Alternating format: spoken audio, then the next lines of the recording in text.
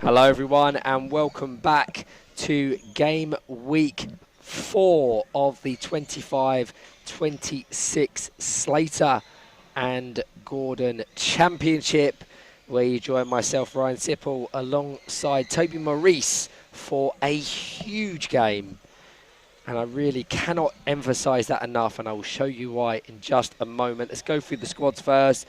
Luke Brennan, Tyler McClelland, Callum Jefferson, Joel Rothery, Harrison Smith, Emma Hodson. The squad list needs updating slightly because several players are elsewhere. And for Manchester City, they have the following: Jay Pixton, James Simpson, Kareem Ali, Lucas Vezra O'Brien, Sebastian Spink, Oscar Spink, Stephen Miller-Whittaker, Jack Humphreys. Likewise, Jay Pixton, unavailable, but I have no doubt he is one of the current 11 people watching. James Simpson has since joined Altrincham PFC. The reason for its significance, I'll show you the live league standings. Following Game Weeks 1 and Game Weeks 2, Hull and East Yorkshire did not record a single point. Since then, they've gone on an unbeaten run and have 12 points from their last 6 games. It is a remarkable accumulation, which sees them now nearly out of the danger zone in 11th and 12th. A win here for them would see them leapfrog Manchester City in the standings and be the first time all season that they have been out of the relegation zone. It would also put them on the same amount of points as GBG Saracens, and then dependent on goal difference or goal scored, they could even see themselves end the day in 9th position. It's huge. How are you, Toby? I'm good, thanks, yeah. Just come from a game against Saracens, tough game, and looks like we're going to be stuck at the bottom. Yeah, it's fairly, at least for the end of today. It's fairly bleak viewing if you're associated to Nottingham Forest, but yeah, they're 6-point affairs. Had you won that, you would have gone up to 11 points. GBG Saracens would have remained on 12, and then it's just at the finest of margins. But I've said it on commentary several times. That's what, for me, makes this battle at the bottom just as compelling as the title race at the top. That is no significance here, so we will focus on the positions at the bottom. And we will get underway. Is it hard to bet against Hull and East Yorkshire with Tyler McClelland in amongst their ranks? I'll definitely say when we've played against them, it's hard. They're hard to break down. I think this weekend they've stepped up a bit and are scoring goals now. So I think that Hull are going to win this game with McClelland scoring most of their goals. I think if you base it off their recent form, it would be hard to bet against them. His introduction has just injected so much life into this Hull and East Yorkshire side. And some of the performances he's produced are the best I've seen at championship level ever. And I know that's a fairly lofty statement after just 2 game weeks of action, but he has been that influential and has pretty much single-handedly seen them venture their way out of the jeopardy spots.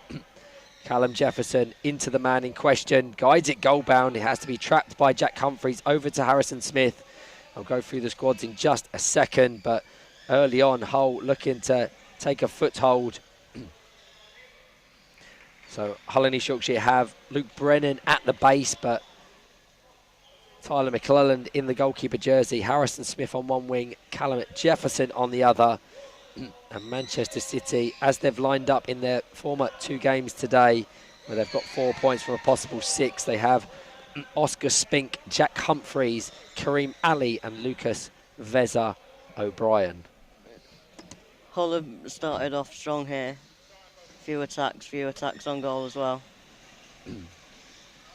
We saw Hull and East Yorkshire secure a 2-0 win over Teesside Steel. Without context, may not sound that significant. Teesside Steel were on a 31-game unbeaten run at the time. And Hull and East Yorkshire have taken that off them, has ripped it off them. Not just that, has severely dented their title hopes as well. They mean business. And personally, if they have Tyler McClelland present, I have them favourites for the WFA Vars. Out to Lucas Vezzer-O'Brien, stays in reverse, nicely so, gets a round of applause from his coach on the far side.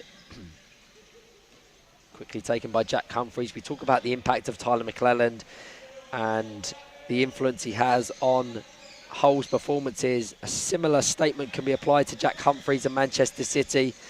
I think he's been a fantastic addition to them, and he was the goal scorer in City's 1-0 win over Norwich City earlier today. So this is the battle between these two that I'm intrigued to watch. So far it's looking quite feisty. I would expect nothing less. Tyler McClelland, a senior Scotland international, having commentated every game at the recent For Nations Cup. I had him down as the clear standout in and amongst the Scotland side. It is great to see international players here as well. It just shows how much more advanced the Championship's got. Definitely since I've started playing 3 or 4 years ago. Yeah, a fantastic statement. Definitely agree. As the number plate is just fired off Tyler McClelland's chair, so that will be reattached by his coach Lee Brennan. A moment for Manchester City to reset slightly. They took a point against Teesside Steel this morning before that win over Norwich, so they're bringing some of their best form this season into this one against Hull and East Yorkshire, and it most certainly is a 6-point affair. Out to Kareem Ali, closed down by Tyler McClelland into the centre. Might go as far as Lucas Vezzer-O'Brien, but Luke Brennan, with his first involvement of the tie, 4 minutes in. Definitely the first real attack from City there. It's been mostly Hull, but I'm sure they'll both get equal chances throughout the game.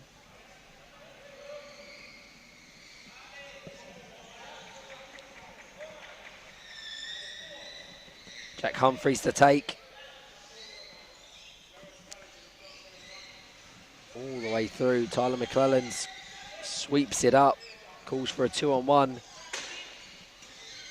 As there's contact between those two chairs, tussling away. I'm not quite sure the officials are overly aware of who was the aggressor in that situation, so I will await the signal from Graham Mulgrew. It does go in the favour of Tyler McClelland and Hull and East Yorkshire. Difficult one to call there, but I think the referee's made the right decision.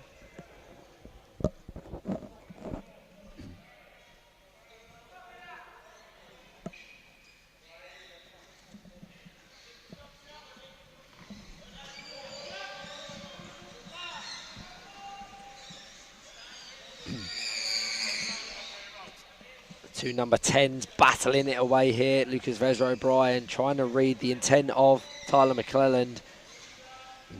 Just zigzags his way up the court. I would say that's the hardest thing to do with McClelland, is reading where he's going to go. So you go one way, he's going to follow you. And you go the other way, he's going to follow you again. Yeah, exactly that.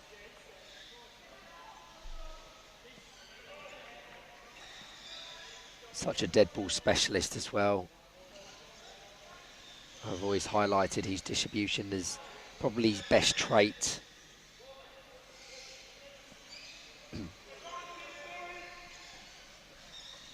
I'd definitely say if you do want to get one up on McClelland, is occasionally you can read where he's going to go, but he can hit it so hard that most of the time it's already gone through once you get there. Exactly, as shown with there, Callum Jefferson not quite set to capitalise. So Kareem Ali locks it up. Very physical battle. Flicks over to Lucas Vezzer-O'Brien, the 180 of Tyler McClelland. He doesn't let anything enter his half.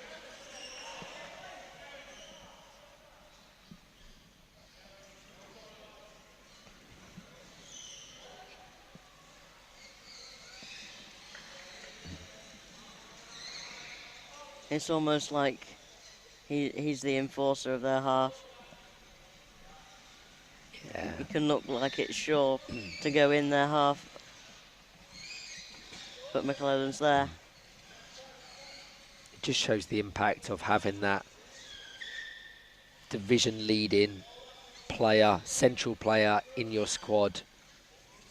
I've not long come off the back of watching Villa Rockets Lions, and they have all the ingredients to really challenge beyond that out and out central player. That is the piece of the puzzle they're missing. That was the piece of the puzzle that Hull and East Yorkshire have been missing.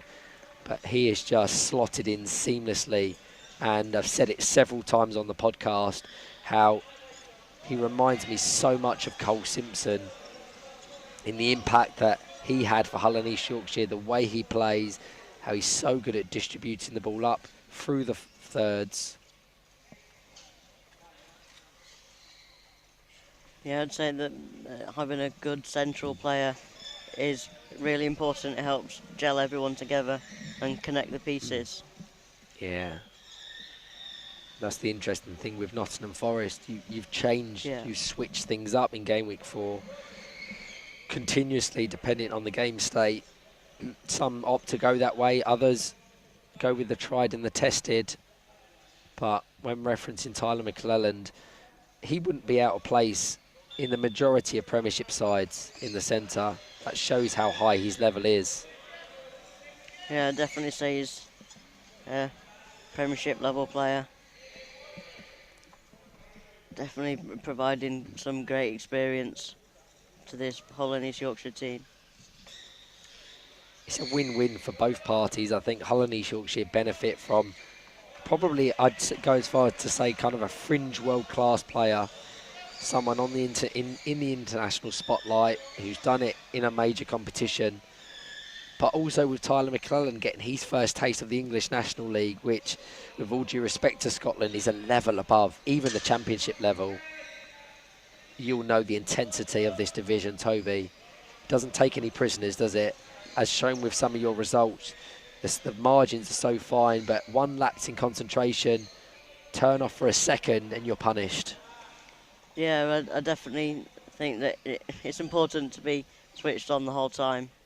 As you say, that I've personally made a few mistakes, and it always comes from not quite understanding where the ball is, or just it's miscommunication, lapses in concentration, but that is this division, and that's what makes English National League what it is the quality from top to bottom.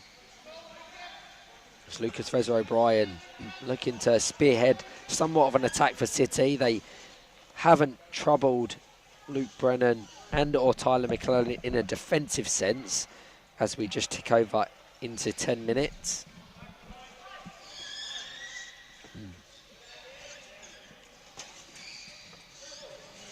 These past few minutes has definitely been City's. They're pushing for a goal. And this is when they're going to have to make them count. The rare set pieces, the corner kicks, the high kick-ins. Jack Humphreys is waiting to capitalise. There's a gap in front of Luke Brennan. Maybe work it over to Kareem Ali. Into the 180. The gap was closed by Luke Brennan. And now a potential break on that familiar zigzagging advancement of Tyler McClelland. McClelland did well to get there. There's a big gap, but he closed it well.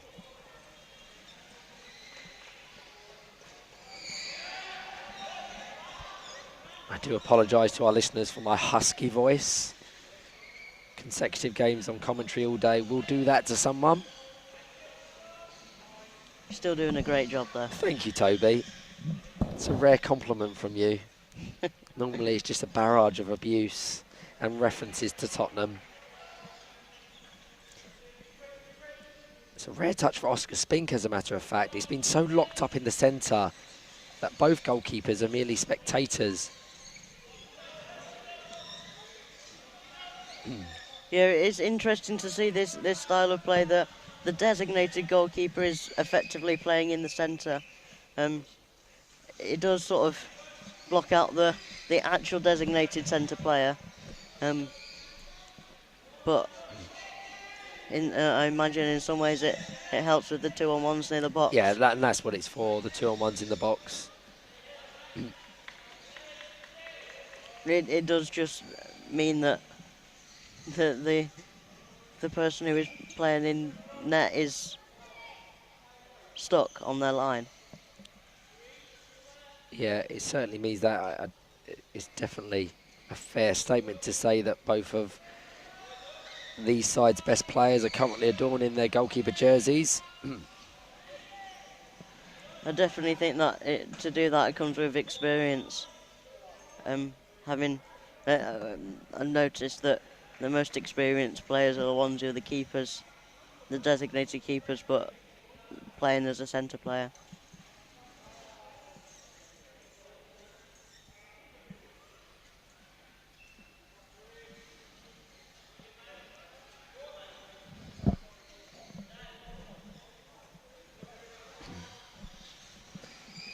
Pick off from McClellan doesn't meet Callum Jefferson into the 180 of Kareem Ali. Again, McClellan there, knowing exactly where the ball's going to go. He's Thing, done well to keep it in there. Yeah, very much so. One thing I've seen from Manchester City all weekend is their reluctance to switch things up. I think they believe that this is the tried and tested 4 that will get them results. Did in the first game, did in the second game. So Sebastian Spink and Stephen Miller-Whittaker have been nothing more than observers from the substitute bench. I think, as you were saying earlier, that some teams are like stuck. Well, not stuck in their ways, but have a tried and tested team. Yeah. But then again, it can sometimes be helpful to have an option on the bench. Absolutely, but give you a different option. With Manchester City, they've always kind of had this participatory model where they share the minutes. Now I think they're peeling away from that and looking to field the most effective starting 4, the one that will get them results. And based on what we've seen so far today, you would say it is working.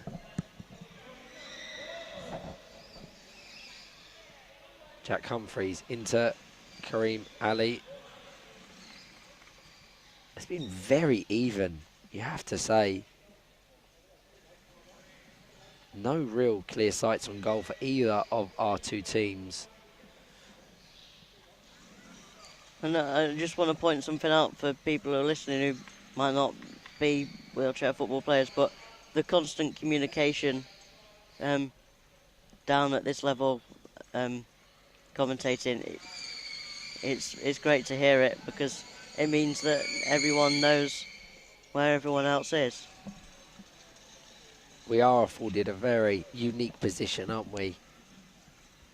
Courtside, alongside these players.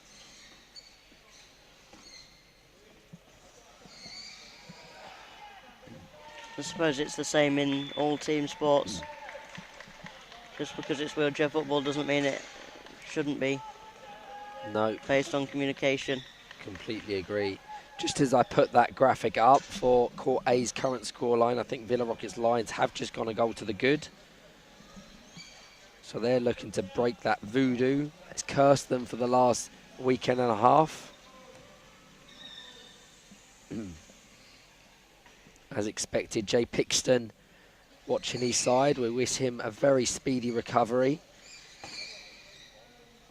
If and when he's back in and amongst City's ranks, who knows what they can go on to achieve, because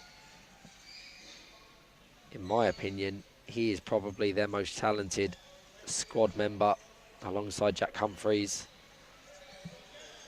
Yeah, definitely a formidable player. Fairly reckless from Lucas Vezra O'Brien, that swiping into Tyler McClelland. There's a few times in their earlier game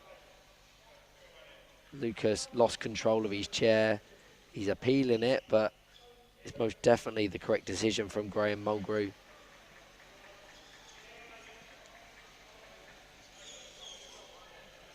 Another thing that's good to point out is the sensitivity of these chairs. It's really easy to lose control or flick the controller. Completely. Pair that with a condition like cerebral palsy. It highlights how talented some of these players are, how good their chair control is, despite some of the restrictions of their disability. Yeah, it is always impressive. City have been brilliant so far. Everyone is watching, everyone is looking to take notes as to how to best nullify Tyler McClelland. Very few have been able to do it in the games in where he's featured for Hull in East Yorkshire, but so far Jack Humphreys is doing a superb job.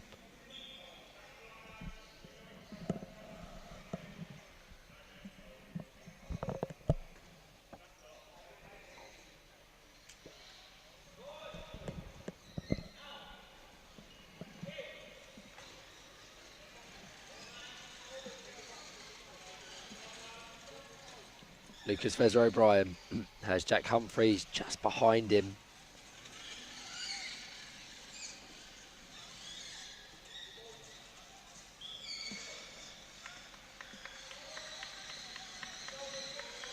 Tyler McClelland scored an absolutely sensational goal early this morning against West Bromwich Albion Baggies from deep in his own half. Always the best goals, those. As Harry Smith, who's been isolated for the majority of this half, tries to attack it with his front bumper as we enter the final minute.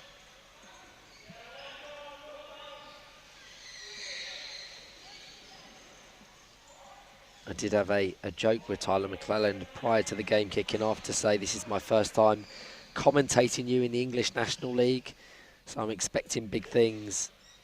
And he kind of went on to say that it'll be typical if I don't produce that same level of performance, but from what I've seen on the periphery and watched back, this is fairly muted from what he's produced in other games, but he has possession now. Just flicks it off of Oscar Spink. He's trying to win the corner ball.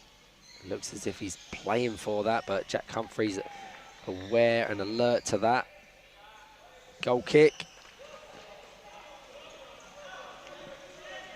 Been a very tight, cagey, tactical game of Powerchair football, but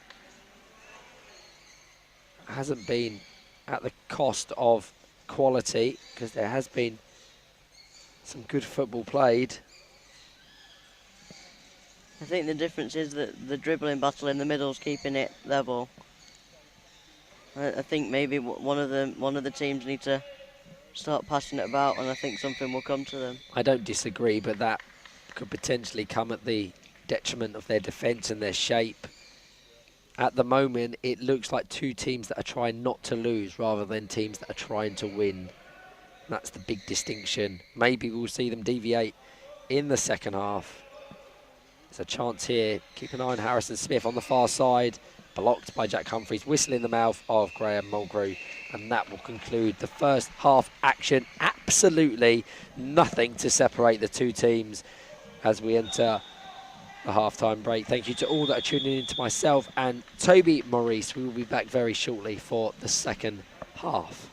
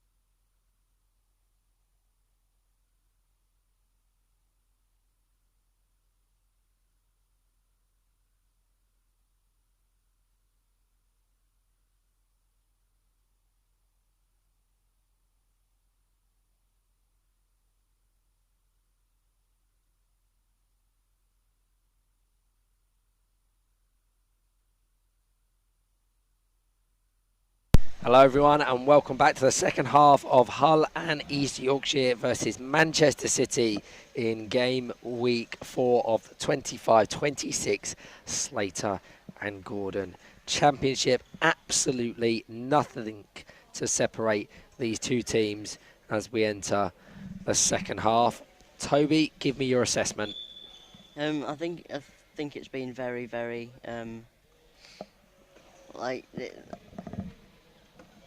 like you were saying, it's congested in the middle, very equal at the moment. I think it will take that one moment of magic for a goal to come, and it could come from either side, to be honest. It could, it certainly could. You wouldn't say any had kind of the bragging rights from that first 20 minutes. Incredibly even, and we are back underway, but just to your point of that moment of magic, there's the players on the court that can produce it. A few switches up. Joel Rothery on in place of Harrison Smith. But for City, they are unchanged. So the squad's in their entirety. Luke Brennan, Tyler McClellan, Joel Rothery and Callum Jefferson for Hull and East Yorkshire. And then for Manchester City, they have Oscar Spink, Jack Humphreys, Kareem Ali and Lucas Feza O'Brien. Into Joel Rothery for his first major involvement. A very tame cushion 180 into the side of Jack Humphreys.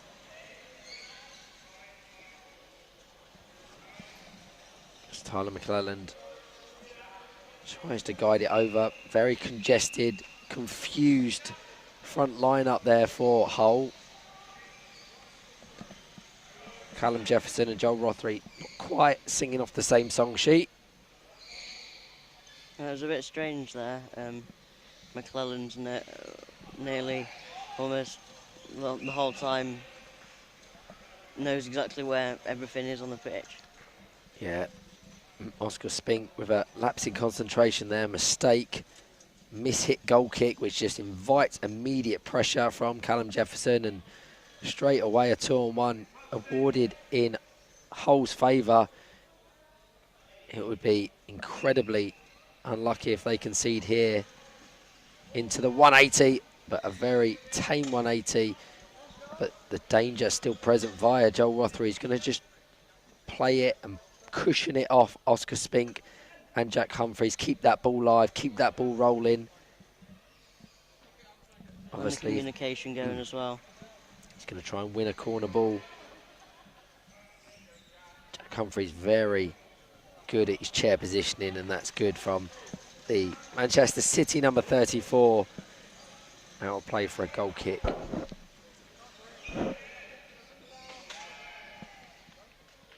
That's another great thing to have on your team, is a player of experience, just helping the younger players, encouraging them. I've said before that this edition, or the addition of Jack Humphreys for Manchester City is brilliant for a multitude of reasons, not least because of that aspect, that leadership, that guidance, that calm head to guide some of the younger players, not to mention his technical and tactical ability.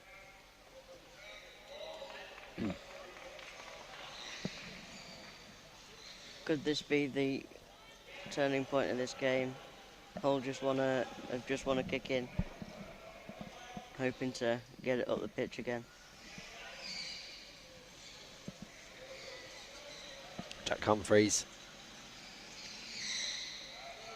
A familiar battle between the two goalkeepers.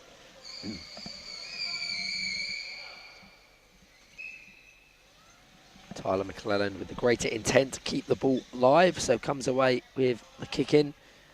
Callum Jefferson down the line. Can't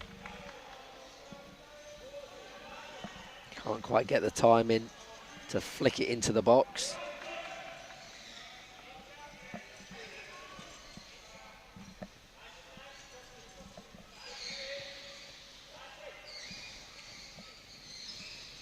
Just every time you think there's a break for either team, that bustling shoes in the middle, and just gets caught up.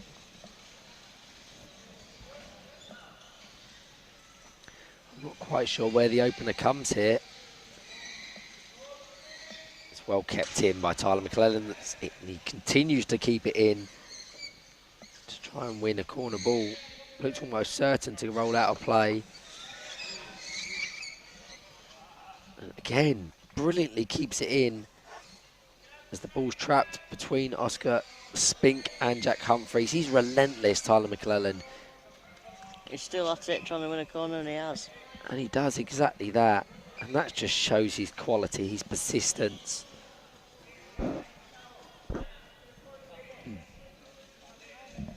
Joel Rothery to take, just in front of us on the commentary gantry.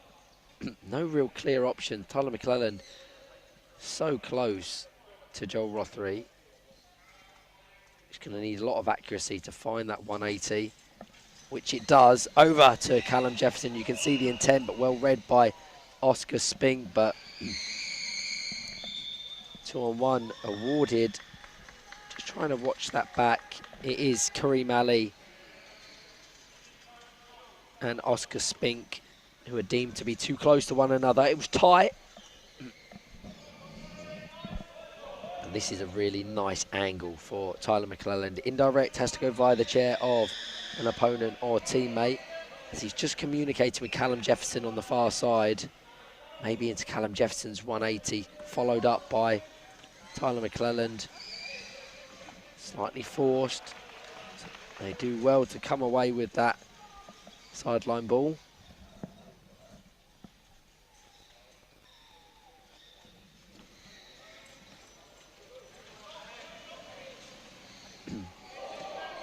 Again, this battle in the middle.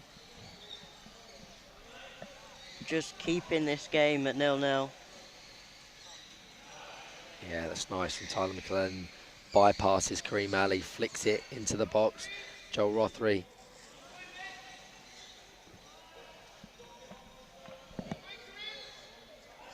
The whole circumference of the ball needs to be past that red line.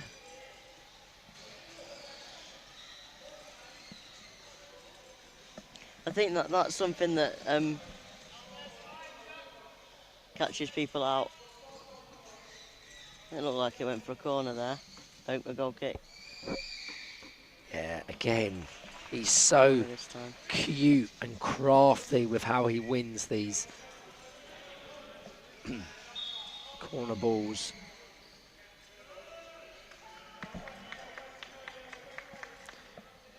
Let's just shift the camera around a tiny bit.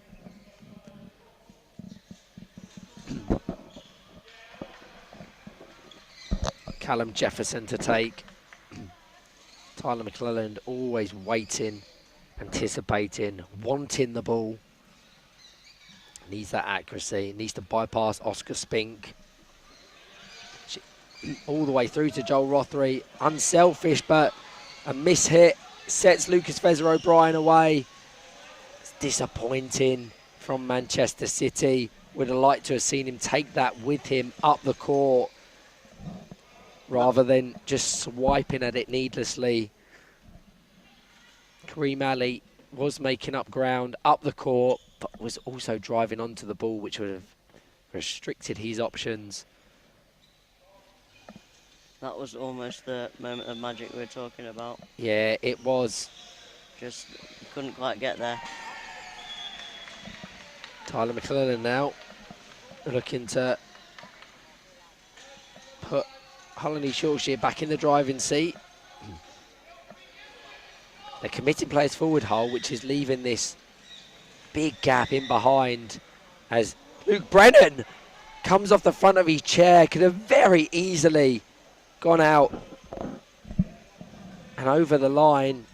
He's been a spectator in the second half.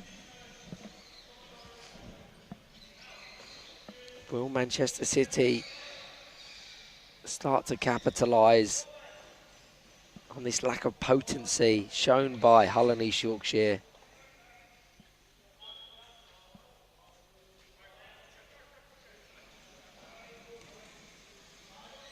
Seems that maybe City have turned it a bit. The couple of moments of making it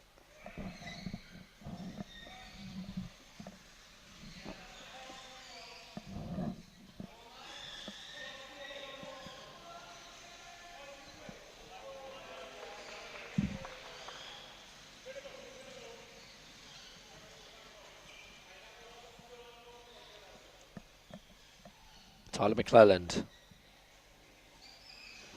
into Joel Rothery, looking to feed it down that channel, followed up by McClelland. Yeah, they are committing players forward. The instruction has to be clear of Manchester City. Look for those ricochets and interceptions. And if you're Lucas Fezzer-O'Brien as the high and wide winger, be ready to capitalise. Position your chair.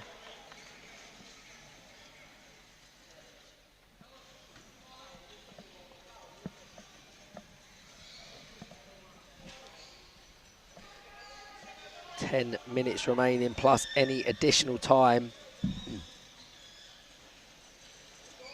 For the most part, these two completely cancelling one another out. It's probably a good job, Toby, that it's been fairly muted and tame, this performance, because if it was an emphatic, entertaining, end-to-end game, I don't think my voice could quite keep up. But I am waiting for that moment of magic you've called for. I'm still none the wiser at who it could be. City have had a couple of good chances recently, but Hull are always a threat. Yeah, good positioning of Lucas Fezzer-O'Brien just to take Joel Rothery out. And that's a disappointing set piece. As the substitute signalled, it will be a reverse of what was made at the half-time break. Harrison Smith back on. Joel Rothery, the player, leaving the court.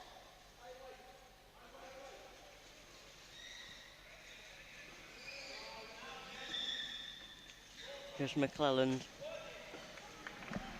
lurking in the background, ready to pick off any mistakes.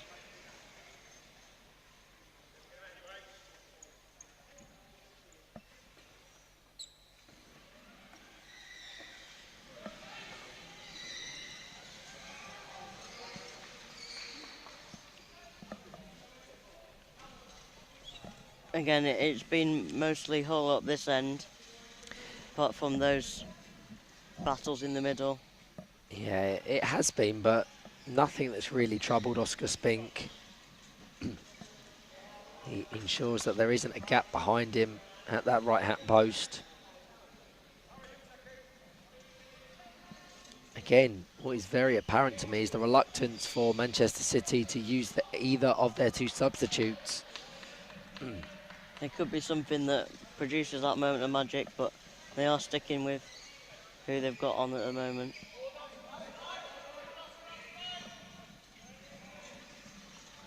Swing and a miss for Harry Smith. Just gives City another opportunity to get it up the pitch.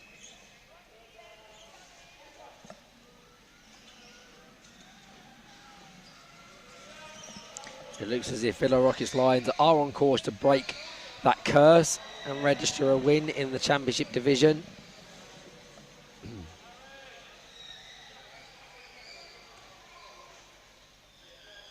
McClelland down to Harry Smith, who's patient. Just the side swipe. Never has anything to really trouble. And a ricochet once again calls Luke Brennan into action.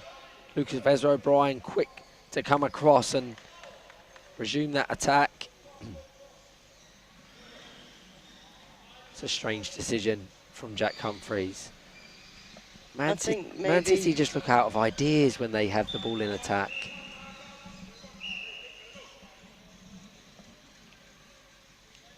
I think maybe what happened there with Fezzer-O'Brien was, I think he might have turned his chair off. It certainly looked like he stopped completely, didn't it?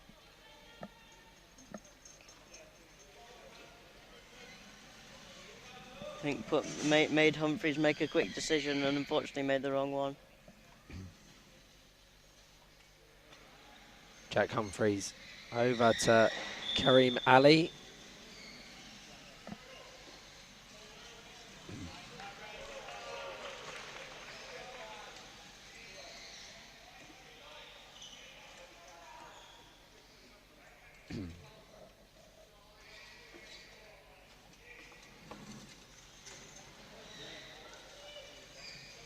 Still just a point separates these two in the standings. Both have played 16. Manchester City currently with a potential point here would be on 14. Hull and East Yorkshire 13. So you can only imagine what another two could do for their season. Hull and East Yorkshire certainly the more proactive in trying to get the win, but nothing you would say that has really threatened Manchester City defence, and they haven't really got time on their sides. A little over 5 minutes remaining as Harry Smith comes over to take the corner. Tyler McClellan once again hovering on the edge of the box, waiting for it in that 180, and it just kisses the left-hand post.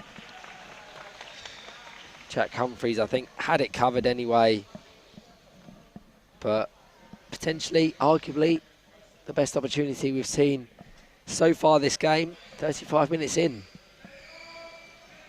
Yeah, very close, that one. 50-50 of whether it was going to go on the other side of the post. I think the game management for Man City has been excellent, and they are quietly having a brilliant game week 4 so far.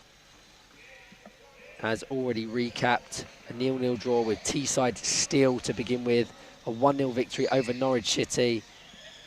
And whilst the table will reflect two teams at the bottom towards the relegation zone, the context needs to be applied for Hull and East Yorkshire, because if you base their form off game week 3 and the start of game week 4, they are right in an upper echelon top bracket. So a point here for Man City would be a fantastic return.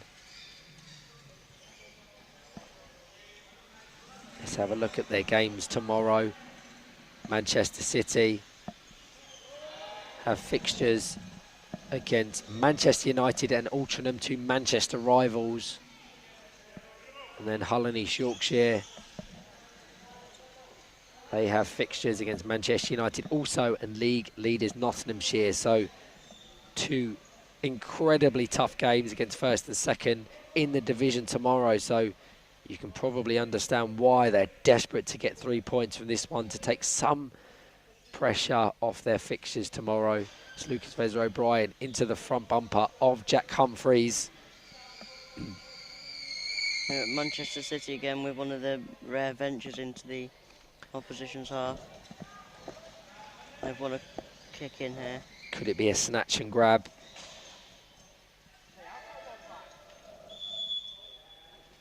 Into Kareem Ali across the box. Flicked up the court by Tyler McClelland.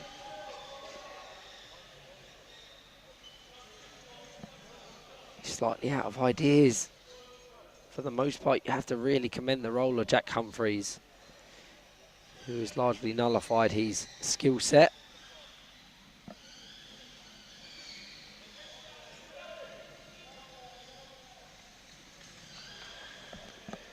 And I'm not sure we're going to get that moment of magic. Maybe we will, as Harry Smith, Callum Jefferson via Harry Smith. And that's forced, it's disappointing. Tyler McClellan was an option in space in the centre as well.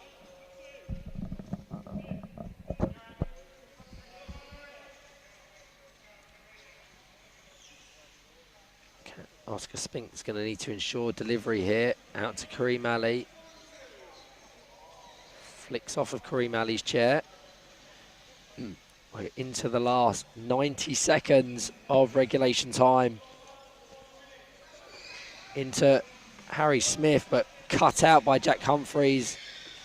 Again, Lucas Vezra-O'Brien not able to capitalise on that counter-attack. Down the line. Does look like it's speeding towards a 0-0 draw here. It is, and you probably say that's a fair outcome for both sides. Whilst we've seen Hull and East Yorkshire have the greater attacking intent, you wouldn't say they've necessarily been the better of the two sides. Would you agree, Toby? Sorry, what was that? Whilst Hull and East Yorkshire have had their greater attacking intent, I wouldn't necessarily say they've been the better of the two sides. No, I think it's been very equal. Yeah, like you said, that Hull and East Yorkshire have had most of the ball, but City have had some really great opportunities as well. And what a day Manchester City are having.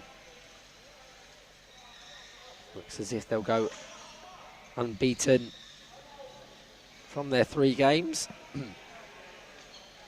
Both of these teams have played 3 games today, and we know how intense 5 fixture weekends can be. We've now had the regulation time. Who's your player of the match, Toby? I've got to give it to McClelland for Hull and East Yorkshire. He's just controlled that central space. He's been the main source of their chances. If that's an assist or by shooting, and it has ended 0-0. Absolutely, it has. Let's show you the live league standings so you can see how a point apiece helps them in their pursuit of safety. Disregard the Premiership at the top. Hull and East Yorkshire up to 13 points from their 16 games played. A nice 5-point buffer over Nottingham Forest in 12. Manchester City with 14 points from their 16. And GBG Saracens on 15 from 15.